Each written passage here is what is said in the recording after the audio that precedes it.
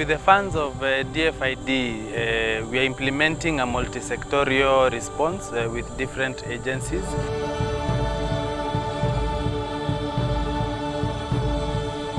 For DRC to be able to implement this kind of projects, we've had to involve so many stakeholders. We had to talk with the district water department and take them through our designs. Also, Office of the Prime Minister, which is our caretaker in this camp. And also even different departments in DRC.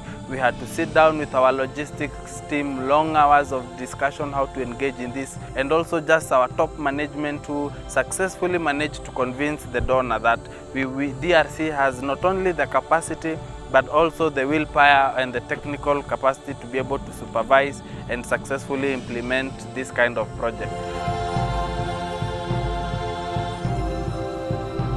For the first time, we are going to run a system that is purely going to use energy from the sun, solar energy. We have installed 2 systems full with solar panels. So what we have here is a 190 to 75 watt panel, and it's supposed to power a 50 cubic pump with over 3 kilometers of pipeline for transmission, feeding into a 150 cubic reservoir tank.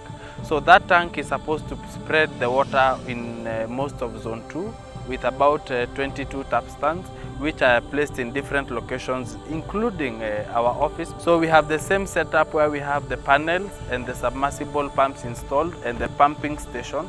The systems have also been designed with manual chlorination chambers, which can be able to chlorinate an average of about 0.5 milligram per liter.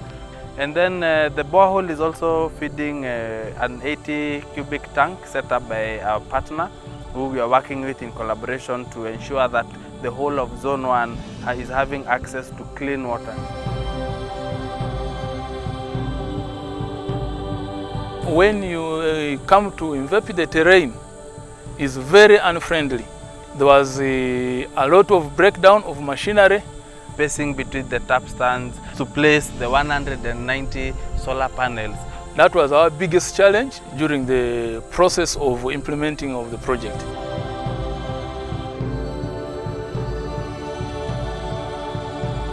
The biggest impact will be that over 23,300 people who will benefit from safe water.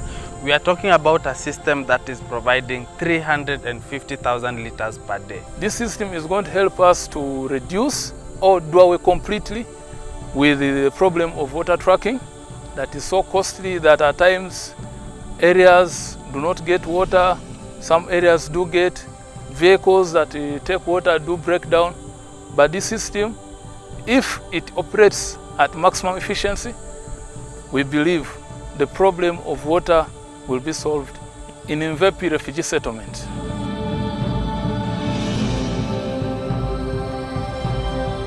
We have a problem in South Sudan that makes us to come here to Uganda refugee camp settlement. By the time when you are now in the settlement, there is shortage of water. Sometimes we can get 1 jerrycan or 2. That water is not enough. DRC started to work with us. We reach something of 4 to 5 jerrycan there.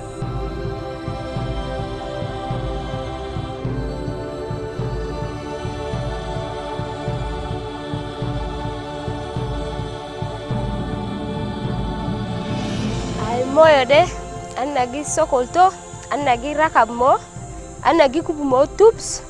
There are sometimes anagabi mo juatena anna osurugi kasu mo gumasat.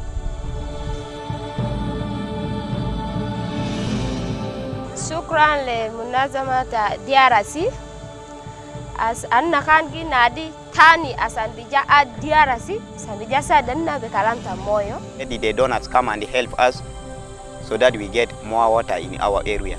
This system will not only solve the problem of water, it will also solve the problem of unemployment.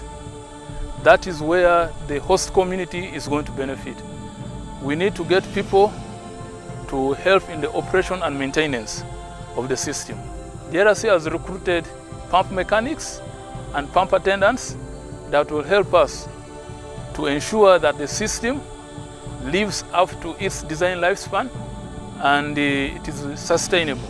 So for that, I think we are meeting the donor's dream of helping the most vulnerable in the community, and this will be DFID's footmark.